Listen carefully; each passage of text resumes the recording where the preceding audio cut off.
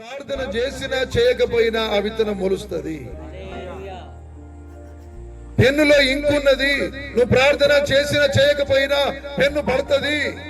Simon, fat అరగదు తరగదు. ఎందుకురా ఈ మాయ సేవలు?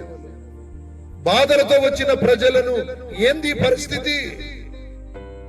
ఒక వ్యక్తికి మంచి చెడును తెలియపరుస్తే ఆ వ్యక్తి గొప్ప లైఫ్ ను ప్రారంభిస్తాడు. నువ్వు వెంట ఉండాల్సిన అవసరం లేదు.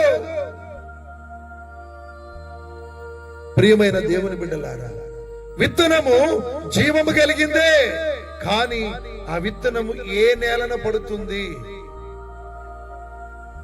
ఏ నేలన పడుతుంది అంటే అక్కడ మరి ముండ్ల పొదలు పడతాయి, కొన్ని సగము నేల సగము రాళ్ళున్న మధ్యన పడతాయి, కొన్ని సారవంతమైన నేలలో పడతాయి, మెత్తటి పదును కలిగిన నేలలో పడతాయి.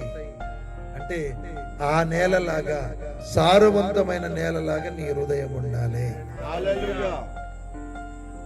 గమనించండి, ఇక్కడ ఈయన విత్తనం వేశాడు ఆ దేశమందు ఉన్నవాడై, కానీ ఆ దేశంలో వర్షాలు లేవు.